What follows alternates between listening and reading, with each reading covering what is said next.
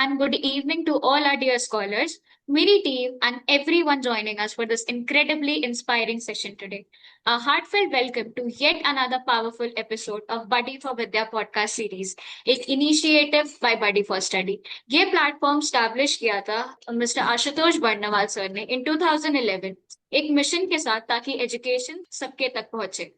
Till date, Buddy for Study has empowered over 138,000 plus students through scholarships, education loans, and structured mentorship, bridging the gap between ambition and access. So, taking this mission forward, we bring you Buddy for Vidya, a value-based podcast and webinar series that brings together exceptional leaders whose journeys, insights, and character spark clarity, strength, and purpose in young mind.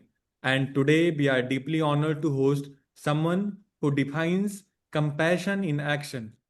आज हमारे साथ एक ऐसे अतिथि जुड़े हैं जिनकी जिंदगी समाज सेवा, समर्पण और संवेदनशीलता की मिसाल है. Roman Magsaysay awardee Padmashri doctor प्रकाश बाबा आमटे एक ऐसा नाम जो पिछले 5 दशकों से महाराष्ट्र के गढ़चिरौली के जंगलों में मड़िया आदिवासियों के जीवन में आशा और बदलाव की रोशनी लेकर आया है. डॉक्टर साहब ने अपनी मेडिकल की पढ़ाई के बाद एक असाधारण निर्णय लिया. उन्होंने सुविधाजनक जीवन छोड़कर अपना जीवन और सेवा लोक बिरादरी प्रकल्प को समर्पित कर दिया. बिजली के बिना आपातकालीन सर्जरी करने से लेकर स्कूल, अस्पताल और यहाँ तक कि हेमलकसा के वन्य जीवों के लिए शरण स्थल बनाने तक डॉक्टर प्रकाश आमटे और उनकी अर्धांगिनी डॉक्टर मंदाकिनी आमटे ने नेतृत्व, प्रेम और मानवता की एक ऐसी विरासत रची है जो प्रेरणा की मिसाल बन गई. बडी फॉर विद्या पॉडकास्ट में पद्मश्री डॉक्टर प्रकाश आमटे सर का स्वागत करना हमारे लिए गहरा सम्मान. नमस्कार. नमस्कार सर. सर, मेरी दिलचस्पी है ये जानने में कि एक डॉक्टर के रूप में आपको शहर में बहुत सारी सुविधाएं मिल सकती थी, बहुत ऊंचा नाम मिल सकता था, लेकिन इन सब चीजों को छोड़ के आपने हिमलकसा के गांव में अपना जीवन व्यतीत करना चुना. इसके पीछे आपकी क्या भावना रही और क्या विचारधारा थी? बाबा आमटे का नाम तो सुना होगा आप. हाँ सर. तो बाबा आमटे और मेरी मदर साधना ताई, उन्होंने अपनी सब प्रैक्टिस वगैरह छोड़ के कुष्ठ रोगियों के लिए, लेप्रोसी पेशेंट के लिए आश्रम खोला था चंद्रपुर जिले में. उसका नाम उन्होंने आनंदवन रखा. और जी उस समय 49 में जब वो आश्रम की स्थापना हुई, उस समय में कुष्ठ रोगियों के बारे में लोगों के मन में काफी घृणा थी, इंफॉर्मेशन थी, और लोग उनको गांव से बाहर हकाल देते थे, कंटेजियस है या भगवान का श्राप है. तो उनके लिए बाबा ने वो आश्रम खोला चंद्रपुर जिले में, वरोरा तालुका में, आनंदवन नाम से है. तो मैं और विकास, हम दोनों भाई और माँ और फादर कुष्ठ रोगियों के साथ में बड़े हो रहे थे. इसका मतलब ये है कि बाबा ने ये काम शुरू किया अपनी जमींदारी छोड़ के या वकालत छोड़ के. तो उनके माता पिता को बहुत गुस्सा आया था और ऑलमोस्ट उन्होंने बाइकआउट किया था अपने बेटे को. तो हम लोग वहाँ बड़े होते गए कुष्ठ रोगियों के साथ में. उनका नंबर पहले 6 था, वो बढ़ते बढ़ते 1000 हुआ, फिर 2000, पूरे भारत देश के कुष्ठ रोगी वहाँ आए एक बार पता चला तो. और फिर बाबा को भी पहले कोई ज्यादा लोग जानते नहीं थे और कुष्ठ रोग से डरते थे, इसलिए ज्यादा विजिटर भी नहीं थे. लेकिन धीरे धीरे बाबा के काम की जानकारी होने लगी और लोग आना शुरू हुआ. और आने के बाद हमारा फिर एजुकेशन का जैसा एज हुआ तो कहाँ भेजे इनको. तो वहाँ छोटा सा गाँव है वरोरा, म्यूनसिपैलिटी के स्कूल में हम लोगों को प्रवेश दिया. मैं और विकास एक ही के साथ पढ़े, एक ही क्लास में थे और बड़े आइसोलेशन में रहते थे. वहाँ कोई दोस्त नहीं, कुछ नहीं. तो 4 किलोमीटर दूर था वो स्कूल. और हमारे जो टीचर थे वो 7वीं पास थे. उस समय अलाउड था primary teacher from 1st to 4th. और उन्होंने मराठी मीडियम में जो भी पढ़ाया उससे फिर आगे पढ़ाई होती गई. और तब तक हमारा कोई एम नहीं था, एम्बिशन नहीं थी. जब बड़े हो गए 15-16 साल के, मैट्रिक में आ गए, तब तक बाबा का नाम थोड़ा लोग जानने लगे. महाराष्ट्र में तो काफी लोग फिर विजिटर जानने लगे. तो हम दोनों ने ऐसा डिसाइड किया ये बाबा का काम बड़ा इंपॉर्टेंट है, तो इनमें हम लोग ज्वाइन हो जाएंगे आनंदवन में.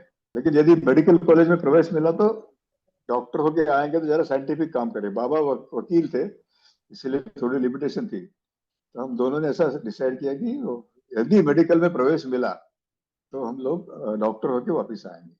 तो 66 में हम लोगों को नागपुर का एक गवर्नमेंट मेडिकल कॉलेज था, पूरा विदर्भ के लिए एक ही कॉलेज था, तो उसमें वॉक इन एडमिशन मिला। मतलब कुछ कोशिश नहीं किया, बाबा माँ बाप को तो समय ही नहीं था। आज के जमाने में कंपेयर करें तो उन लोगों को चिंता थी, सिर्फ मन में थी, वो बता के नहीं दिए कि क्या आगे जाके क्या करने वाले, इनको कोई अम्बिशन नहीं है।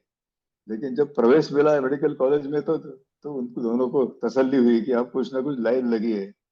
और एक एक एग्जाम 1.5 साल की थी, first MBBS, second MBBS, final MBBS.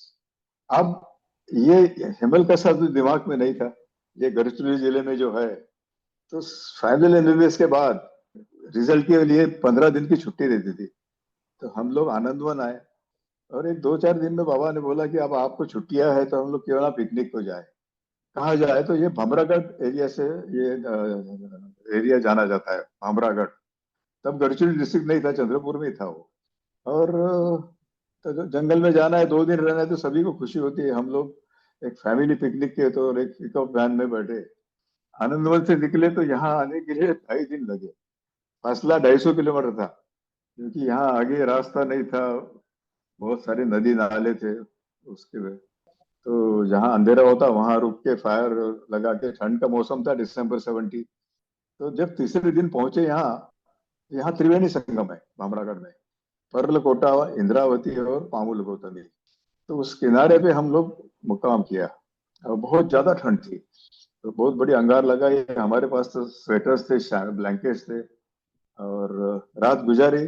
अच्छा लगा, मल्टी स्टार रात में सब, घना जंगल और मल्टी स्टार। तो अभी बाबा बोले सुबह उठ के कि अभी इतने दूर आए तो आजू बाजू में क्या है देख लेंगे। तो ये जो देख लेंगे, जो बाबा का, ये पहले उनके दिमाग में था कि इनको कुछ दिखाना है। पिकनिक तो एक बहाना था। तो यहाँ आदिवासी रहते हैं, तो उनके गांव में चलेंगे। तो पहले गांव में 4-5 किलोमीटर था वहां से। जैसे हमारी गाड़ी गई, तो यहाँ से सब झुग्गियां रहती, झोपड़ी। तो गाड़ी का आवाज सुन के सब आदिवासी औरतें, बच्चे, बूढ़े सब बाहर आए, और डर के मारे देखने लगे कि ये 8-10 लोग आए, कपड़े पहन के, स्वेटर है, शाल है, तो ये किस बहाने आए होंगे, क्या करने के लिए आए।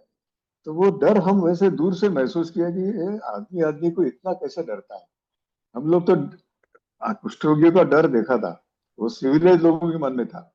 हाँ, यहाँ तो आदिवासी के मन में सिविलाइज लोगों के बारे में डर। तो तेरा नजदीक जाके बात करें ऐसा, तो ऐसा हम चलने लगे तो सबके सब जंगल में भाग गए। ये जरा अजीब लगा कि हमने तो कुछ किया नहीं, अन्याय नहीं किया, या इन लोगों के मन में इतना डर क्यों है। तो फिर बाबा बोले चलो दूसरे गांव में जाके देखते हैं। ऐसे मतलब दूर दूर गांव होते थे, और बैलगाड़ी के रास्ते, फेयर वेदर रोड जिसको कहते, उसमें से हमारी 4 व्हील की गाड़ी जाती थी। तो दिन भर में 3-4 गांव हम लोग देखे। शाम हो गई तो वापस आ गए हमने संगम पे, जहाँ हमारा डेरा था। लेकिन किसी से बात नहीं कर पाए, कोई रुका ही नहीं। तो ये मतलब एक अजीब लगा हम लोगों को। एक ऑब्वियस डिफरेंस था कि इतने ठंड के बावजूद, जैसे हम लोग तो पूरे प्रिपेयर्ड थे, वो लोग दिगंबर थे, मतलब ऑलमोस्ट निर्वस्त्र। बिल्कुल बिल्कुल। तो इसीलिए फिर सोचने लगे, मतलब वो डीपली, हम लोग किताब में पढ़े थे आदिवासी जंगल में रहते हैं, कंद फूल और शिकार करके अपना गुजारा करते हैं। लेकिन ये आज देखने के बाद में जो पिक्चर हमारे सामने आया, हम लोग ने दुख तो बहुत देखा। आनंदवन में कुष्ठ रोगी थे, अंध अपंग सब, मतलब डिफॉर्मिटीज, ऑल दिव्यांग आनंदवन में थे, उनके साथ ही रहे थे। लेकिन ये कोई अजीब था, मतलब ये ऐसा कोई बीमारी नहीं, कोई डिफॉर्मिटी नहीं, तो लोगों के मन में इतना डर क्यों होगा। तो फिर ऐसे सोच रहे थे, तो बाबा ने बोला कि जो आज आपने देखा माहौल, ये अपने भाई बंद है। करीबन 8% ऑफ द पॉपुलेशन आदिवासियों की इंडिया में थी। बाबा को जानते थे। तो बाबा बोले कि मेरी ऐसी इच्छा है कि इन लोगों के लिए कुछ करना चाहिए, अपने भाई बंद है। तो मैं तो डॉक्टर नहीं हूँ, तो मैं तो इसके लिए अस्पताल नहीं चला सकूंगा, लेकिन उनको खेती तो पढ़ाऊंगा, या वो वोकेशनल ट्रेनिंग। तो ये सुनते सुनते मुझे बाबा के पिकनिक का जो ऐसा जो मकसद था वो पता चल गया। तो नेक्स्ट मोमेंट मैंने बाबा को बोला कि आप अभी बुढ़ापे की ओर जा रहे हैं, 60 के करीब, और इस उम्र में, इस डिफिकल्ट एरिया में आप काम करेंगे, तो मैं जवान हूँ, आज 22 साल है मेरी उम्र, आप यदि यहाँ काम शुरू करेंगे तो उसकी जिम्मेदारी मैं लूंगा। This was the beginning of Hemalkasa, 70, दिसंबर 70। बाबा बड़े खुश हो गए सुन के। ये एक बच्चे को फंसा दिया।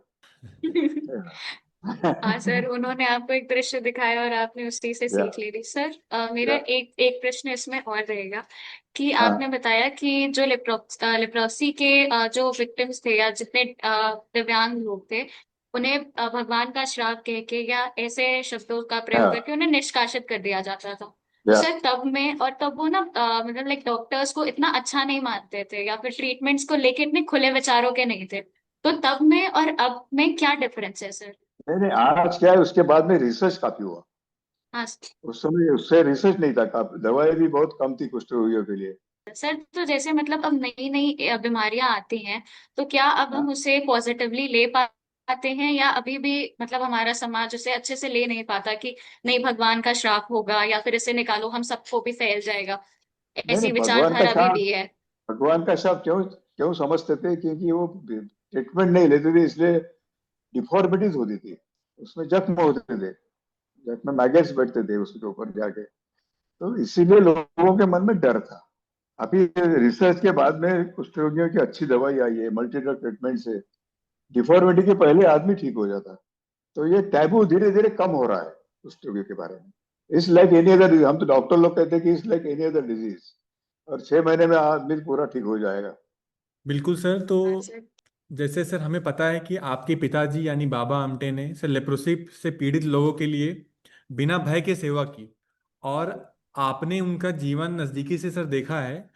तो उनका जीवन जो उनका जीवन है और आपके जो आदर्श हैं वो और ये कैसे आपके आदर्शों को प्रभावित किए। और जैसे कि आपके पिता सर जैसे बाबा आमटे जी थे, तो सर आपने उनसे सेवा के बारे में क्या सीखा और आपकी सोच को हमेशा के लिए कैसे बदल दिया? जिस बाबा तो बड़े जमींदार के बेटे थे, नागपुर में बंगला था, 500 एकड़ जमीन थी, और वो वकालत कर रहे थे।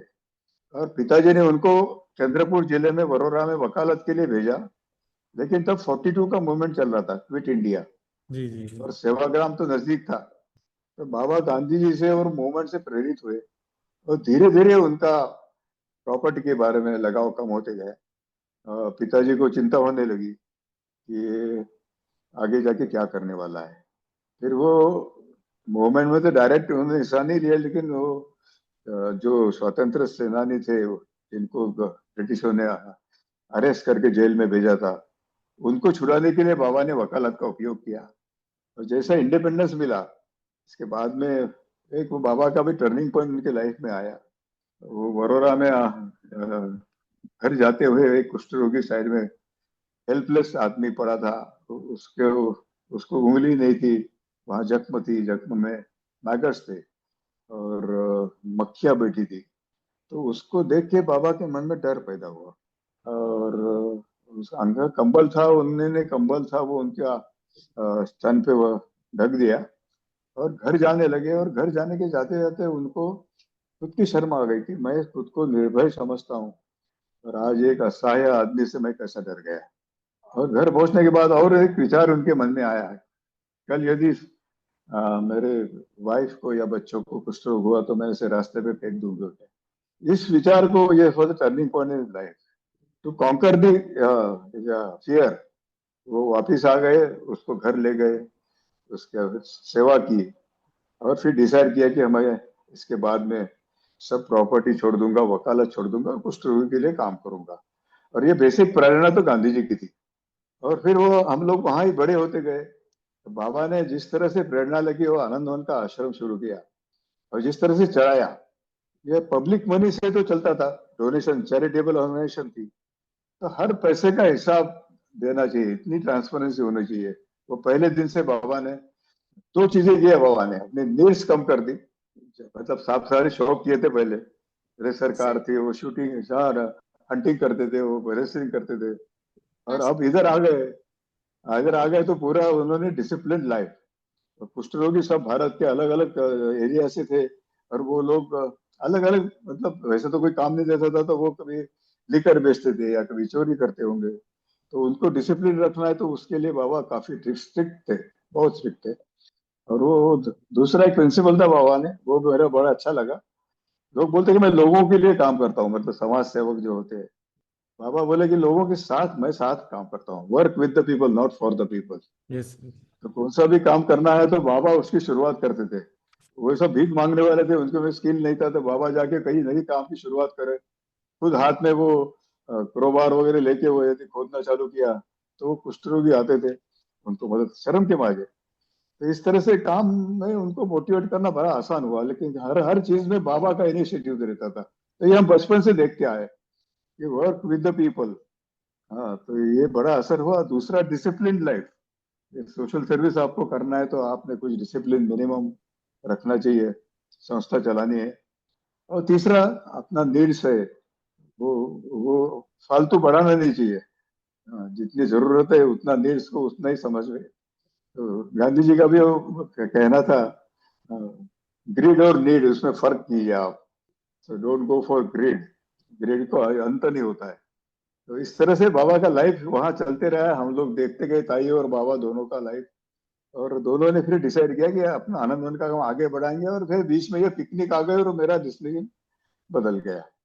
आपने भी बोला कि ग्रेड नहीं, नीट की तरफ ज्यादा जाना चाहिए क्योंकि ग्रेड तो बहुत ज्यादा है।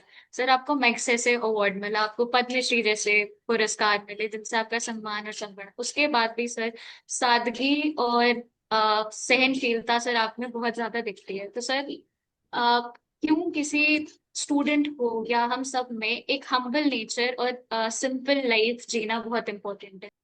एक तो देखिए कि आपने जो नाम लिए तो वो बहुत कम मैं इस्तेमाल करता हूँ, ये पद्मश्री या मैग्सेसे अवार्ड यह करता ही नहीं हूँ।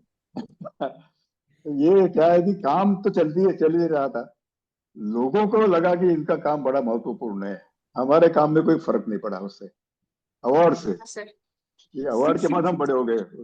आपने भी कहा, हाँ बावजूद सर। आप सिंपल है, तो हम पहले से सिंपल है, अभी भी वैसे ही है। बिल्कुल सर। सर, जैसे कहा जाता है कि हर एक इंसान हमें कुछ ना कुछ सिखाता है।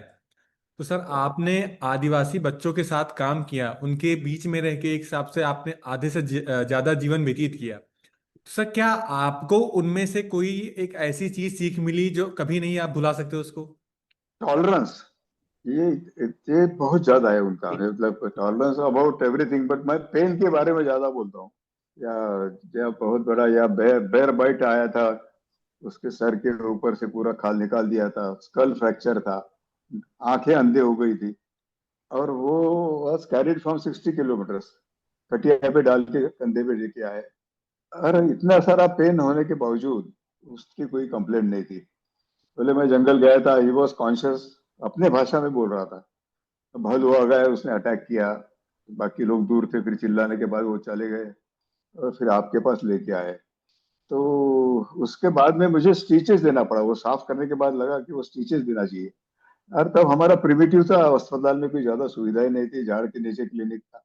लेकिन उस नीडल और थ्रेड पे लेके आए थे, लिनन थ्रेड होता था तब के जमाने में, और वो कोयले पे सिगड़ी पे बॉईल करके स्टरलाइज किया, कुछ इंस्ट्रूमेंट थे वो भी बॉईल किए, और उसको बोला, उसको मतलब उसको तो कोई समझते नहीं था, दिखता नहीं था, रिलेटिव्स थे साथ में, कि ये जो खाल है उसको स्टिचेस देना पड़ेगा। उनको भी स्टिचेस मालूम नहीं। जब पहला स्टिच दिया तो उसने कुछ आवाज नहीं निकाला, 2 प्रिक तो उसमें आ गई थी। तो मेरी हिम्मत बढ़ गई, तो एक एक करते करते 100 तक स्टिचेस दिए उसको, विदाउट अनस्थेशिया। और देखने वालों को ऐसा लगेगा कि शायद ये इसको अनस्थेशिया दिया हुआ है। तो ये जो टॉलरेंस है, ये कहीं नहीं देखा मैंने। तो छोटा सा बुखार आया सिटी में तो 99 में तो माँ बाप पैनिक करते, बाद में बच्चा। तो इसमें मतलब ये काफी डिफरेंस मैंने देखा था इनमें, कि वो कितना टॉलरेंस डेवलप होता है, मतलब डेवलप पहले से तो नहीं होता है। जैसे आप समझिए, जहाँ कोई सुविधा नहीं होती, किसी को जरूरत है पेन किलर की और पेन किलर नहीं है, तो इस एरिया में ऐसा था कि हर रोज हर आदमी जंगल में जाके अपना खाना ढूंढने के लिए जाता था। बीमार आदमी की सेवा के लिए रहा तो फिर दोनों को खाने को कम मिलता था, भूखे रह जाएंगे। तो उसको वैसे रख के बाकी जाके खाना जमा करके उसको थोड़ा सा हिस्सा देते थे। तो लेकिन वो चिल्लाना और रोना और ये होता है, कंप्लेंट करे तो कोई तो भी सुनने को होता है, तो भी तो उसका कोई मतलब होता है। तो सुनने वाला कोई नहीं तो कितना देर चिल्लाएगा, तो वो चिल्लाने से फिर वो सहन करना सीख जाता है। So this is how they develop tolerance, tolerance about everything. नहीं है, उसका भी टॉलरेंस है, ठंड में विदाउट क्लोथ विदाउट ब्लैंकेट रहते थे। अंगार है, अंगार के पास बैठो, या इस तरह से। और दूसरा है कि इतनी सारी नीड्स उनकी कम है, फिर भी उनका कोई डिमांड्स नहीं था। ये बहुत ही ज्यादा मतलब हम लोगों को अजीब लगा। हमने जिस दुनिया से हम आते हैं वहां पे लोग मांगते हैं, मतलब यहाँ काफी सारे से सोफिस्टिकेटेड बेगर्स भी देखते हो, तो यहाँ जरूरत होने के बावजूद वो लोग भीख नहीं मांगते, वो लोग चोरी नहीं करते। बहुत सारी अच्छी चीजें इनमें से हम लोगों में सीखे। तो इस तरह से मतलब हमारा लाइफ चेंज हो गया आने के बाद। सर, जैसे आपने भी बताया था दैट आपके पिताजी भी कहते थे कि they work not for the people but with the people. तो सर, म्यूचुअल रिस्पेक्ट और सपोर्ट काम करते वक्त ये कितनी इम्पोर्टेंट है किसी भी काम को सक्सेसफुल बनाने में? अपने काम से रिस्पेक्ट मिलती है यूजुअली। आपका जो आपके लिए जो काम कर रहा है वो खुद अपने साथ लेवल पे आके काम कर रहा है। हाँ सर। दूसरा एक हमने सीखा यहाँ पे, जो वर्कर्स को सब साथ में जाना है, तो कम्युनिटी किचन है पहले दिन से। यहाँ पे जो भी है, यहाँ कोई क्लास 1 या क्लास 4 कोई नहीं। तो इस तरह से मतलब जो भी यहाँ रहता है वो एक साथ खाना खाते हैं, तो उसका भी काफी असर पड़ता है। सर, जैसे हेमलकसा जैसे स्थानों पे सर काम करते हुए आपने ना बिजली देखी, ना कोई सुविधा देखी, फिर भी आप कभी हार नहीं माने। तो सर, जब हालात कठिन हो तो अपने भीतर की शक्ति को कैसे जगाएं, कैसे पहचानें और कैसे से लक्ष्य पर डटे रहें सर? ये तो बताना मुश्किल है, लेकिन फ्रस्ट्रेशन तो आता है हर एक को। या कई बार ऐसे होता है कि कुछ सुविधा नहीं थी इसलिए हम लोगों को ट्रीट नहीं कर पाए, या उसके लिए तो काफी निराशा होती थी। या फिर आइसोलेशन काफी था, बात करने के लिए कोई नहीं। इवन खाने के लिए भी बहुत कम चीजें मिलती थी। यहाँ कट ऑफ एरिया था, बारिश आ गई, नदी भर गई तो 6 महीना दुनिया से कट ऑफ रहते थे। तो हम दोनों ने ऐसा सोचा, मंदाकिनी और मैंने, कि ये हम लोग यदि कंप्लेंट करें, तो साथ में जो मेरे साथी आए थे, ये बाबा की प्रेरणा से थे, यंग थे, वो भी सिटी से आए थे, तो इसीलिए कंप्लेंट करने से पॉजिटिव थिंकिंग, ये शब्द वहां नहीं था तब, वो पॉजिटिव थिंकिंग। हमने हाँ बोला सर। है कि यदि यदि लोगों को पहले विश्वास नहीं था, इसका भी बहुत निराशा थी हम लोगों को, कि क्यों आए अपने एरिया में, क्या करना है, उद्देश्य क्या है। हाँ सर। ये लैंग्वेज लैंग्वेज अलग थी, तो ये सब के लिए लोगों को कोई आता ही नहीं था। अस्पताल में बैठे रहे दिन भर, या फिर जंगल में घूमते थे। तो ये काफी फ्रस्ट्रेटिंग था ना इनिशियली। तो इससे ऊपर उठने के लिए हम लोग ऐसे दोनों बात करते थे आपस में, कि जब हम इकट्ठा बैठते थे अंगार के पास में, तो उनके सामने निराशा नहीं व्यक्त करना। एक ऐसी बात कही हमने कि लोग क्यों आए आपके पास में, आपका उन्होंने अनुभव नहीं लिया, आपका उद्देश्य उनको मालूम नहीं, तो सीधा सीधा आपके ऊपर विश्वास क्यों रखे। तो इसके लिए ज्यादा कोशिश करना चाहिए, समझे, नंबर 1।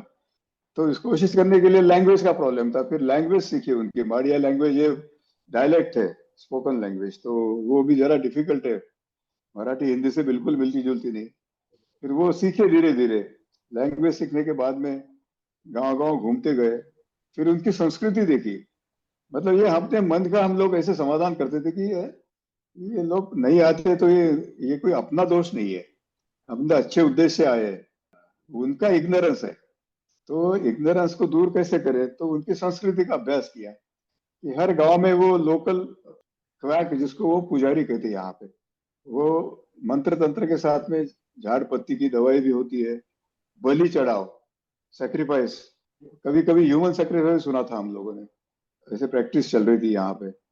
तो ये पहले स्टडी करने के बाद में फिर ऐसे भी होता चला कि कुछ जो बीमारियां छोटी मोटी होती है उसके मंत्र तंत्र या दवाई से तो ठीक होते थे, लेकिन जो सीरियस है, जो मंत्र तंत्र और उसके वर्बल मेडिसिन का काम उपयोग नहीं होता, उसको वो वापस भेजता था कि अब मेरे तो प्रयास पूरे हो गए, आप भगवान के भरोसे रखो, अपने घर में ले जाओ।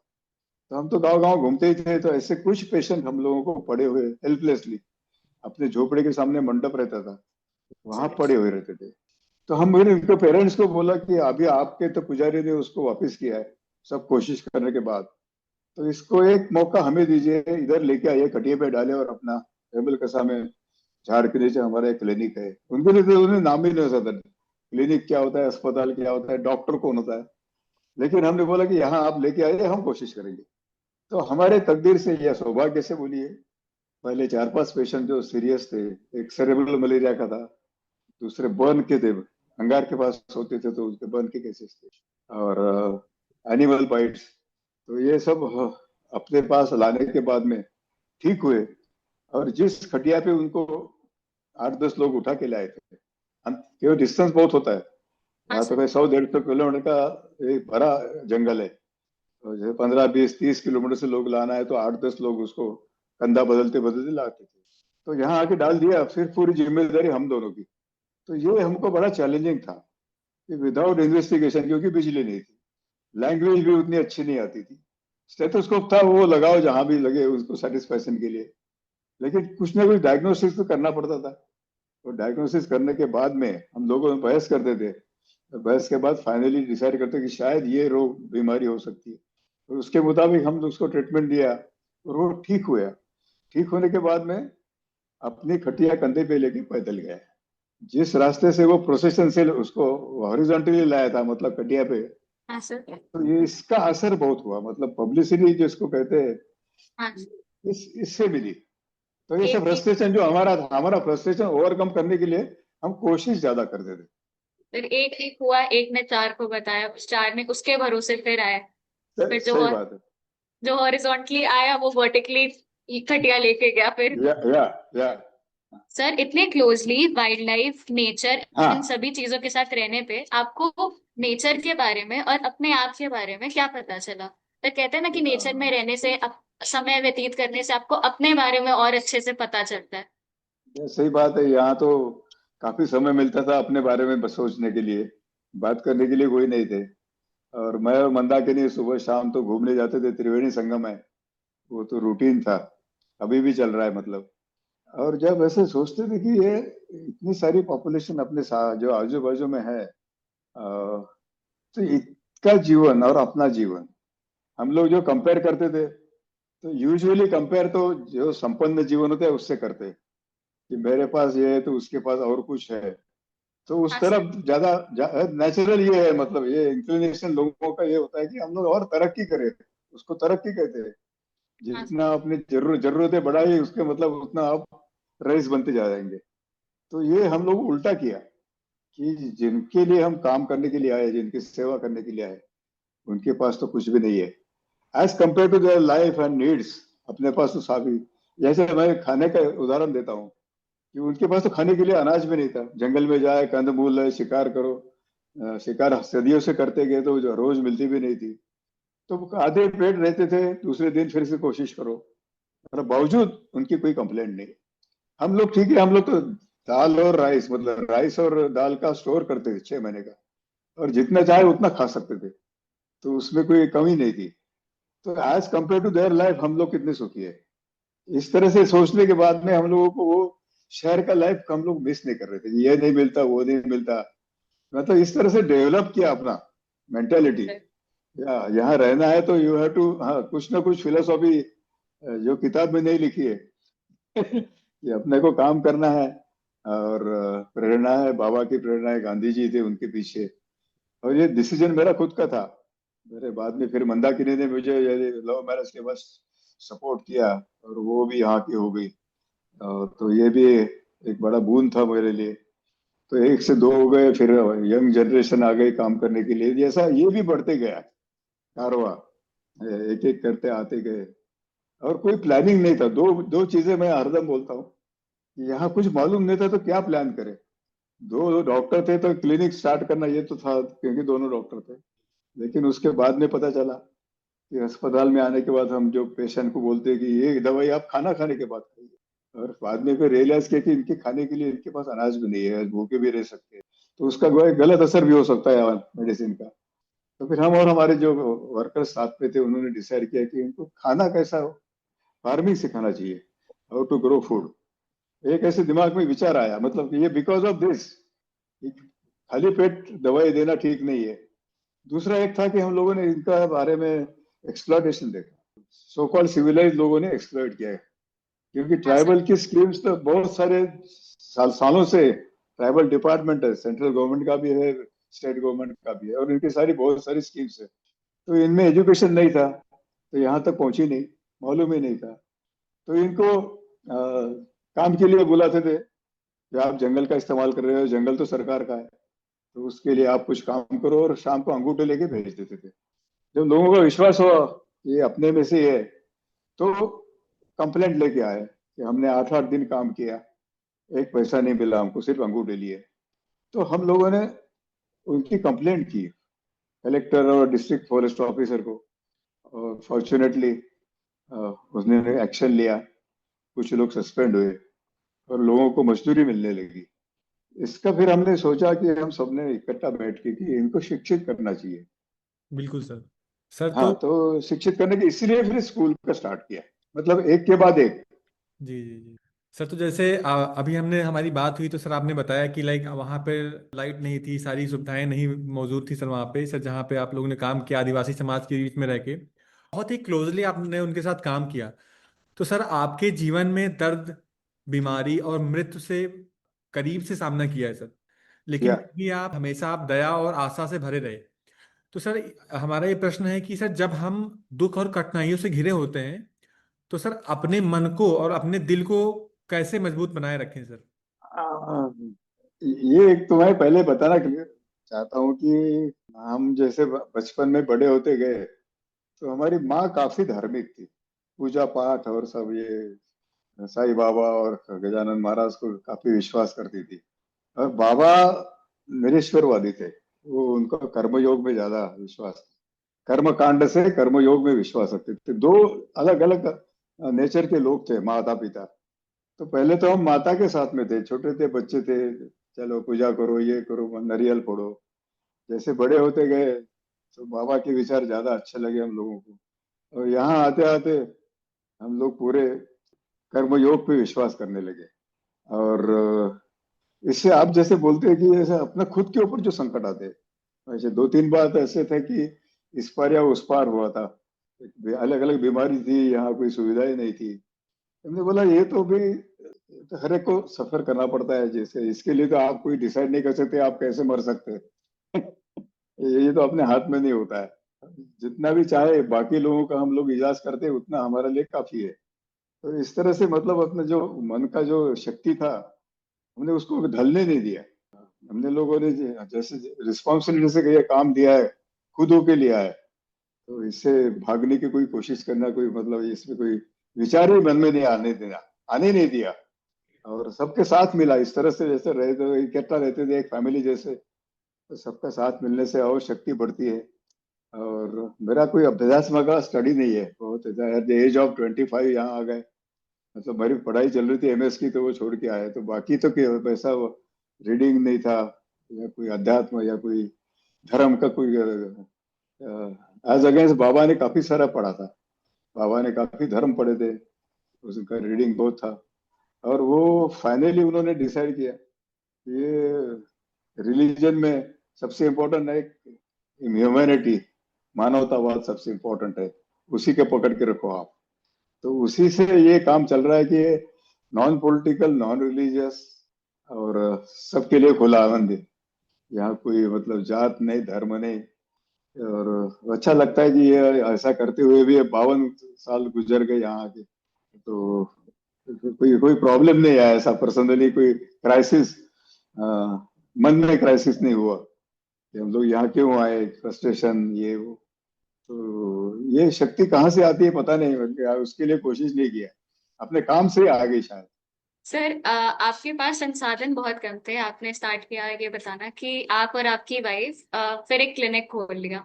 तो सर जैसे आज की यंग जनरेशन कुछ भी छोटी सी चीज होती है तो अपने एफर्ट्स को कम कर लेते हैं या तुरंत हताश होकर बैठ जाते हैं, तो आप आज की जनरेशन क्या मैसेज देना चाहेंगे कि कितने से कम रिसोर्सेज के बाद भी उन्हें मीनिंगफुल वर्क या सोसाइटी के लिए कुछ काम करते रहना चाहिए। मैं हरदम कहता हूँ कि don't compare your profession with other professions. या आप जैसे मेडिकल प्रोफेशन चूज किया है, तो उसमें तो उसका उद्देश्य अलग होता है, ह्यूमैनिटी का काम है ये प्रोफेशन चूज किया मतलब ही ये, उसके लिए दूसरा सोच ही नहीं आना चाहिए। फिर वो वकील लोग कमाते हैं या इंजीनियर कमाते हैं और बाकी लोग पैसा कमाते हैं, इसका कंपेरिजन करने की जरूरत ही नहीं है। और जो भी डॉक्टर हमने देखे जो एथिकली काम करते हैं सिटीज में भी, सर ऐसे भी है, काफी लोग है अभी भी, और अच्छा कंफर्टेबल जीवन जी रहे हैं, मतलब ऐसा नहीं कि उनमें कुछ कमी है। हाँ, in spite of doing ethical practice. तो ये मैं हरदम कहता हूँ बच्चों को, काफी सारे मेडिकल कॉलेजेस में हमको को बुलाया कि हमारा प्रोफेशन अभी बदनाम हो रहा है। ये लोग पैसे कमाते हैं, लोगों को थकाते हैं, इस तरह से लोगों में, मतलब जितना रिस्पेक्ट पहले था वो अभी धीरे धीरे कम हो रहा। कई बार तो डॉक्टर तो कई उसके ऊपर हमले भी होते हैं, पेशेंट गुजर गया तो बोलते निगलिजेंस की वजह। तो उन्होंने बोला कि आप एफर्ट्स पूरे कीजिए, जो भी पेशेंट आता है, और रिजल्ट यदि शायद नहीं मिला आपको या गुजर गया, तो रिलेटिव्स को पता चलता है कि इसने अपनी पूरी उसमें शक्ति लगाई, उसने अपने प्रयास लगाए। तो हमारा भी तकदीर, हमारा तकदीर नहीं था, इसलिए हमारा जो रिश्तेदार है वो नहीं बच पाया। तो ये हमने कहीं देखा यहाँ पे, क्योंकि हम हर एक को तो नहीं बचा सकते। अरे यहाँ तो सुविधाएं बहुत कम थी, बावजूद किसी ने मुझे ऊपर ऐसा दोष नहीं दिया कि आपके गलती की वजह से इसको इसका डेथ हुआ। तो मैं हरदम ये कहता हूँ कि ये अभी आपके हाथों में रिस्पेक्ट वापस लाना। आप नई जनरेशन, आप ये ठीक है जंगल में जाके काम करने की भी जरूरत नहीं है, जहां भी काम करो आप, लेकिन एथिकल प्रैक्टिस करो, दैट इज मोर इम्पोर्टेंट। और एथिकल प्रैक्टिस से जितने आपको कंफर्टेबल जीने का इनकम मिल सकता है। हाँ सर बिल्कुल। अमन। कभी ना कभी सर हम लोग भी सर स्टूडेंट लाइफ में हैं, और हर एक छात्र से स्वयं को कभी कभी छोटा महसूस करने लगते हैं। सर यह सोचते हैं कि वो कुछ बड़ा नहीं कर सकते, वो बड़े काम के लिए नहीं बने हैं। तो सर आप उनके लिए क्या कहना चाहेंगे जो खुद पर विश्वास नहीं कर पाते? तो सर इस बिलीफ को कैसे तोड़ा जाए? और सर आप उन बच्चों के लिए क्या सलाह देना चाहेंगे सर? नहीं नहीं, ये तो बिलीफ गलत ही है मेरे ख्याल से। है, ये प्रयास करना इंपॉर्टेंट है मेरे लिए। या मुझे नहीं जमेगा, ये तो मतलब जैसे नेगेटिव थिंकिंग, उसका जरूरत ही नहीं है ऐसे सोचने का। कि आप जो भी काम करें, या सबको काम करने में शुरू शुरू में तो लोगों का विरोध होता है, कहीं भी करो आप, लोग बातें करते हैं समाज में, उसमें चर्चा होती है, तो उसमें लोगों को डिप्रेशन आ जाता है शुरू शुरू में। तो लेकिन आपका यदि कॉन्शियस क्लियर है, हाँ आपने अच्छे अच्छी सोच से काम शुरू किया, तो उसका रिजल्ट एक न एक दिन मिलेगा उसको, लेकिन यू शुड हैव पेशेंस। ये पेशेंस सबसे इम्पोर्टेंट है। तो ये पेशेंस रखो सबसे पहले, और आपको बाद में रिजल्ट मिलेगा। हाँ, तो हाँ मैं, सर। फ्रस्ट्रेशन आना आसान है, और ये तो ये एस्केपिज्म है। बिल्कुल सर, escapism तो है। तो मेरे ख्याल से आपको कोशिश करते रहना, वो कोशिश ईमानदारी से करो। आपका कॉन्शियस क्लियर होना चाहिए कि मैंने किया। मैं हर दिन, या गवर्नमेंट सर्वेंट भी अपने पास आते हैं अभी आजकल, ये एमपीएससी या यूपीएससी के बच्चे। तो क्योंकि इतने साल आप यहाँ काम कर रहे, तो आपको ये कोई प्रॉब्लम आया होगा, फ्रस्ट्रेशन नहीं आया क्या? हमने बोला, हमने उसके ऊपर सोल्यूशन ये निकाला है कि हम जो किया प्रयास, उसमें कोई कॉम्प्रोमाइज नहीं किया। सामने के लोगों ने रिस्पॉन्स नहीं दिया, ये आपकी गलती नहीं है, उसका अज्ञान अज्ञान है एक तरह से। तो एक दिन है, एक न एक दिन आपकी ईमानदारी पे वो विश्वास करने लगेगा, और फिर बाद में फिर अ, आपका जो कुछ जो डिप्रेशन होगा, तो वो धीरे धीरे कम हो जाएगा। ये सर, ये सर। सर सर सर, अब हम आगे बढ़ते हैं, तो मैं आपसे कुछ भी प्रश्न पूछूंगी, उसका उत्तर आपको एक शब्द में देना होगा या minimal. Sir rapid fire types. Sir एक ऐसी स्किल जो हर एक स्टूडेंट को आज के समय में सीखनी चाहिए। सिंप्लिसिटी। सिंपलिसिटी। सर एक किताब जिसने आपको बहुत डीपली चेंज किया या आपके थॉट प्रोसेस को कुछ सर लाइक वैल्यूएबल दिया।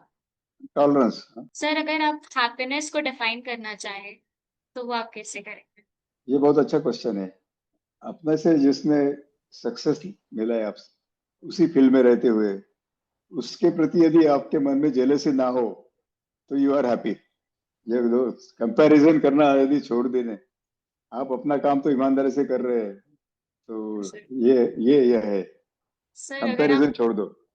हाँ सर सर अगर आप डॉक्टर नहीं होते तो आप किस प्रोफेशन को चुनते? ऐसे सोचा नहीं था, लेकिन जिस तरह से हमारे संस्कार थे, मतलब दो तरफ का था कि मेरे माता और पिता दोनों संपन्न घर घर से थे, मतलब उनका घराना बहुत बड़ा था, नागपुर में हाँ बड़े सर। बड़े बंगले। तो उन्होंने ये छोड़ के, जैसा हमारा ये आनंदवन का काम शुरू किया, तो हम गरीब में पले। सर तो हमारे माता पिता गरीब थे, उनको 200 रुपया अनरेरियम मिलता था कि एक संस्था के तरफ से, उससे ऊपर हमारा पूरा एजुकेशन भी हुआ। उस समय उतनी सारी फीस नहीं थी, मेडिकल की फी सर। 250 रुपये थी। तो तो इस तरह से तो सिंपलिसिटी जैसे वहां सीखे हम माता पिता से, उसी को कंटिन्यू किया। सर एक कोई हैबिट जो आपके शरीर और दिमाग दोनों को हेल्दी रखे। एक्टिविटी, और कुछ ना एक्टिविटी। कुछ एक्टिविटी करते रहो या सर एक लाइफ का मंत्रा जो आपको डायरेक्शन और पीस देता हो लाइफ में। Pass out. मुश्किल प्रश्न है। टीम वर्क करो, काम करना है तो have a team work, okay sir. सब साथ में जाके। सर अगर आपको अपनी पूरा जीवन अगर एक शब्द या कुछ चंद लाइनों में बताना हो तो आप उसे कैसे बताएंगे? या समर्पण देखिए आप, हाँ सर वो डेडिकेशन था। से काम किया बस। और सर आपकी लाइफ का सबसे चेरिश्ड मोमेंट जो सबसे प्रिय हो आपको, ऐसा कोई पल? अ, हमारे बेटे जो यहीं पे पैदा हुए, आदिवासी रात पढ़े, बाद में बड़ा बेटा उसको मेडिकल में प्रवेश मिला और वो 98 में एमबीबीएस हुआ। और वहाँ वापिस आके पिताजी भी आए थे वहाँ आनंदवन से यहाँ पे।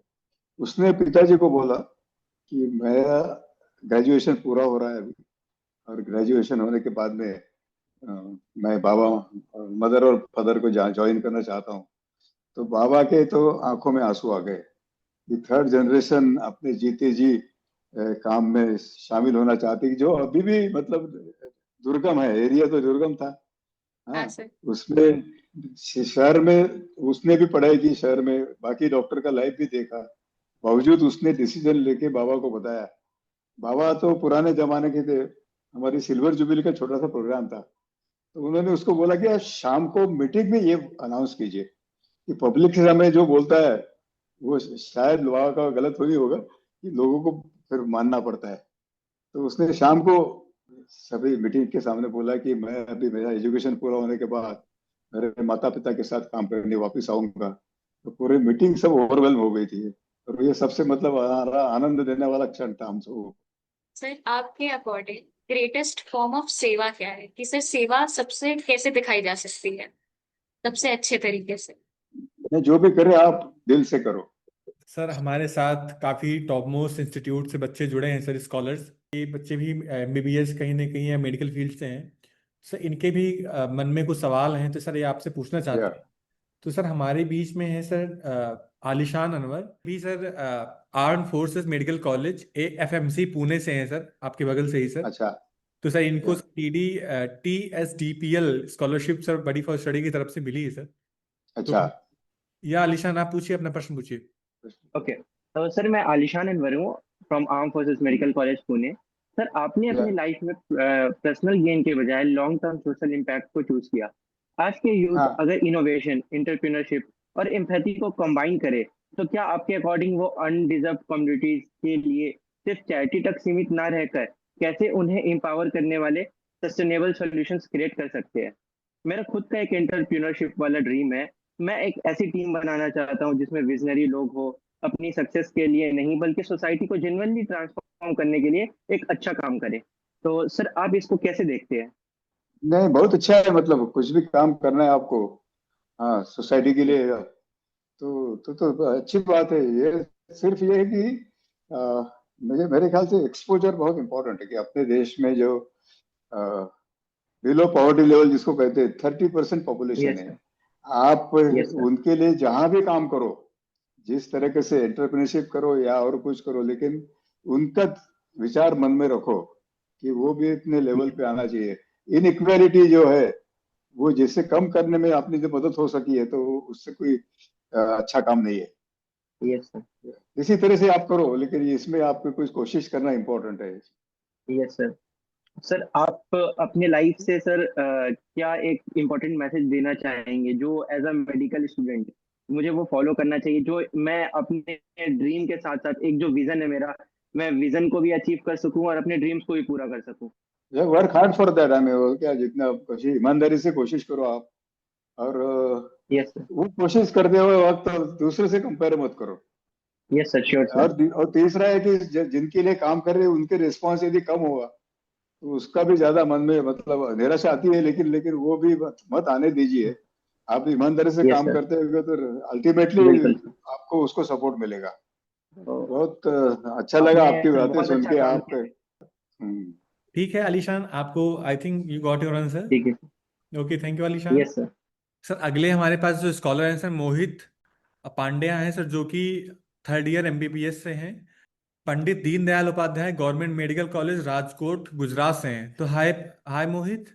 सर जो बोलिए। मेरा क्वेश्चन है वो ये है कि क्या ये मास्टर जो हमारा, मैं थर्ड ईयर में एमबीबीएस में हूँ, ये मास्टर है और जीपीएससी यूपीएससी, ये जो बड़े बड़े कोर्सेज है जिसमें स्किल्स के हिसाब से वो जो एस्पिरेंट है वो सिलेक्ट होते हैं, इसमें रिजर्वेशन निकल जाए तो कैसा रहेगा? तो ये गवर्नमेंट का तो मतलब वो तो पॉलिसी डिसीजन है फिर, हाँ, किसको वो एडमिशन तो दे ठीक है। किसको ना दे। सर अगले हमारे साथ रौनक शर्मा। रौनक शर्मा, आवाज आ रही है हमारी आपको? Yes sir, good evening sir. Sir good evening. Raunak sir RNT medical college Udaipur से हैं सर। ये एमबीबीएस फर्स्ट ईयर में अभी फिलहाल हैं सर। इनको बड़ी फॉर स्टडी की तरफ से इंडस लैंड बैंक की स्कॉलरशिप मिली है सर। तो हाय रौनक, आप अपना प्रश्न सर से पूछ सकते हैं। Good evening sir. Sir first of all बड़ी फॉर विद्या को मेरे तरफ से बहुत थैंकफुल है कि हमें आप जैसे ग्रेटेस्ट लीडर के साथ कॉन्टेक्ट करने की अपॉर्चुनिटी प्रोवाइड की है। इसके लिए एक बार फिर से धन्यवाद देना चाहता हूँ। और ओ, सर आप भी हमारे साथ जुड़ी, इसके लिए आपको बहुत बहुत धन्यवाद देना चाहता हूँ कि आप जैसे लीडर हम जैसे स्टूडेंट्स के लिए अभी भी अवेलेबल है। आप हमें सीख दे रहे हैं और हमें एक ऐसी अपॉर्चुनिटी प्रोवाइड करवा रहे हैं कि हम भी अपनी लाइफ के अंदर कुछ ऐसा काम करें और आपकी जैसा कुछ नाम या कमा सके। तो सर सबसे पहला मेरा प्रश्न ये है कि सर जो आज के लिए जो मेडिकल के लिए जो मेडिकल प्रोफेशनल्स के लिए जो रेस्पेक्ट है वो धीरे धीरे कम होती जा रही है। वैसा लग रहा है कि या एक नेगेटिव फीडबैक जनरेट हो रहा है लोगों के मन में। वो इस फील्ड को दूसरे फील्ड से कंपेयर कर रहे हैं, आईआईटी और जेई जैसे फील्ड से या कंपेयर कर रहे या हैं। तो सर उसके लिए आपको क्या कहना है? नहीं, इसी की वजह से ये बदनाम हो रहा है अपना प्रोफेशन कंपैरिजन से। ये जब आप मेडिकल का फील्ड चूज कर रहे हैं तो ये दिस इज ह्यूमैनिटी का काम है। दूसरा का प्रोफेशन के कंपेयर करने का गलती है, मेरे ख्याल से तो ये गलत है ये। इसीलिए मैं तो सब बच्चों को कहता हूँ कि ये don't compare with any other profession. यार आप एथिकल प्रैक्टिस करो। आप मेडिकल फील्ड में रहना चाहते हैं, एथिकल प्रैक्टिस कहीं भी करो भारत में, और उसका फायदा गरीबों को होगा और आपका लाइफ भी कंफर्टेबली, और जो सेटिस्फेक्शन मिलता है, मैं अपने खुद के अनुभव से मैं कह सकता हूँ कि इतने साल हम लोगों ने या आदिवासी के बीच गुजारे हैं, तो जो जो सेटिस्फेक्शन मिला जिंदगी में, वो ऐसा कोई पैसा कमाने से नहीं मिलता। Yes sir. And sir my second question is that कि आज का जो कंपटीशन बढ़ रहा है इसके अंदर स्ट्रेस ये जो कॉमन चीज है मेडिकल स्टूडेंट्स के ऊपर कि वो इस स्टडी के दौरान स्मोकिंग अल्कोहलिज्म ये स्टार्ट कर देते हैं और अपना जो फ्यूचर है वो कहीं ना कहीं बैकवर्ड शिफ्ट कर देते हैं सर। तो उनके बारे में सर आप क्या कहना चाहेंगे? वो इससे कैसे बच सकते हैं और कैसे इसमें इम्प्रूवमेंट ला सकते हैं कि वो अपना फ्यूचर है वो इसे बचा सके और सर किसी सोसाइटी को कंट्रीब्यूट कर सके? ये तो गलत ही है। मतलब यदि किसी ड्रग के पीछे गए या स्मोकिंग गए तो इससे तो against any ethics, medical ethics. तो ये तो अपने मन की मतलब दृढ़ता चाहिए कि मैं ये गलत काम नहीं करूंगा, और फिर अपने भी सोचना चाहिए अपनी हालत क्या है, पेरेंट्स के बारे में सोचो, और वो सब जिंदगी आपको पूरा अपना जीवन आपके लिए खर्चा किया उन्होंने। तो इस तरह से मतलब हर एक ने सोचना चाहिए। एंड सर आज की जो मेडिकल प्रैक्टिस जारी है सर उसके अंदर अगर कोई ऑपरेशन या फिर किसी मेडिकल ट्रीटमेंट के दौरान अगर किसी पेशेंट की डेथ हो जाती है तो जो पेशेंट के रिलेटिव्स होते हैं वो डॉक्टर के ऊपर अत्याचार करने लग जाते हैं, अटैक करने लग जाते हैं। तो सर आपके दौरान जब आपने प्रैक्टिस की थी रूरल एरियाज के अंदर तो सर आपने भी क्या ये चैलेंज फेस किया था कि आप किसी रूरल एरिया के अंदर प्रैक्टिस करते वक्त किसी की डेथ हो गई हो और आपके ऊपर ऐसे एक्शंस लिए गए? इसलिए एक्शन नहीं हुई कि जो भी पेशेंट आता है, यहाँ तो काफी दिक्कत ही थी, इन्वेस्टिगेशन नहीं था, सभी को बचाना भी मुश्किल था, तो कभी कभी तो डेथ होती थी। लेकिन जो पेशेंट आया है, जैसा एडमिट हुआ तब से आखिरी सांस तक उसके हमारे जो वर्कर्स है और कोई ना कोई डॉक्टर उसके साथ में रह के कोशिश करते गए। जैसे जो ईमानदारी या इंटीग्रिटी जो थी, वो रिलेटिव्स को यदि पता चला, इन्होंने पूरी कोशिश की और हमारा तकदीर ठीक नहीं, इसीलिए वो गुजर गया। इसीलिए हमारे ऊपर अभी तक किसी ने कोई कोशिश भी नहीं किया, हमला तो दूर से। तो ईमानदारी से यस कोशिश सर, थैंक करना यू सर। सबसे सबसे इम्पोर्टेंट है। Okay Raunak, I think you got your okay answer. Sir, thank you sir. Thank you Raunak. So sir अगली स्कॉलर सर हमारी हैं सर निधि गिडवाल, जो कि Govind Ballabh Pant university of agriculture and technology जो पंतनगर से हैं। से इनको लुइस ड्राइफुस एग्री स्कॉलरशिप सब मिली है बड़ी फॉर स्टडी की तरफ से। तो सर वेलकम निधि, आप अपना प्रश्न पूछ सकते सर, मैं निधि खिल्डियाल पंतनगर विश्वविद्यालय से कृषि स्नातक तृतीय वर्ष की छात्रा हूँ। सर, हाँ आपका कार्य हम सभी युवाओं के लिए अत्यंत ही प्रेरणादायक है। सर, मेरा प्रश्न है कि युवा कृषि को केवल पारंपरिक खेती न मानकर इनोवेटिव, सस्टेनेबिलिटी और एंटरप्रेन्योरशिप से कैसे जोड़ सकते हैं, और सर ऐसे कौन से कदम हैं जो हम छात्र अभी से उठा सकते हैं? ये आपको तो बहुत सारा मतलब फील्ड ओपन है, मतलब एग्रीकल्चर में इंडिया में उसकी जरूरत है। हाँ, अच्छा ज्ञान लेके लोगों को यदि आप कुछ सिखाए उनको किस तरह से खेती करना चाहिए, ये बहुत कमी है अपने इसमें। ये हम लोग विदर्भ से, यहाँ में आपने सुना होगा यवतमाल में काफी सारे फार्मर्स सुसाइड करते हैं। तो ऐसे कई जगह पे है कि ऐसी जाके हम लोग कुछ उनको सिखा सके ताकि उनका लाइफ भी अच्छे तरह से हो, सुसाइड भी कम हो जाएगा। आपको तो बड़ा बहुत मौका है, एग्रीकल्चर में आप काम कर रही है, या कहीं सिटी में रह के भी रिसर्च करे, अच्छा रिसर्च करके उसका फायदा यदि रूरल एरिया को मिले तो ये भी बहुत बड़ा काम है। उसके लिए देहात में जाने की भी जरूरत नहीं है, लेकिन आप सोच तो ये चाहिए कि अपने देश के जो गरीब लोग हैं उनसे उनका कोई फायदा होना चाहिए अपने एजुकेशन का। जी सर। सर, जैसे हम देख रहे हैं कि आजकल लोग खेती छोड़ के बाकी प्रोफेशंस में जा रहे हैं, और मतलब खेती को ऐसे समझते हैं कि मतलब इसमें ज्यादा प्रॉफिट नहीं होता। तो सर, उन लोगों को क्या सीख देना चाहेंगे या क्या सलाह देना चाहेंगे? आपने खुद भी ट्राइबल रूरल एरिया में काम किया हुआ है, तो सर ऐसे एरिया में कैसे हम आज की यूथ को मोटिवेट कर सकते हैं काम करने के लिए? अपने के जो जो विषमता है अपने देश में, उसको यदि कम करके हम लोग देहातों में यदि सुधारना कर सके तो बाहर जाने का परसेंटेज कम होगा। जैसे लोग देखते हैं कि सिटी में और कंपेयर करते हैं ना, यूजुअली कंपेयर करते हैं। आजकल तो सब ओपन है, गूगल में सब पता भी चलता है बाकी लोग कैसे रहते हैं और अपनी लाइफ कैसी है। तो जी इससे सर। ज्यादा मतलब ये प्रॉब्लम होता है। तो इसीलिए देहात में रह के यदि आप ईमानदारी से काम करके वहीं के लोगों को यदि मोटिवेट करके उनको सिखाए तो उनका प्रोडक्शन बढ़ सकता है यहाँ रह के भी। उसको फिर से जो प्रेस्टीज मिले प्रोफेशन को।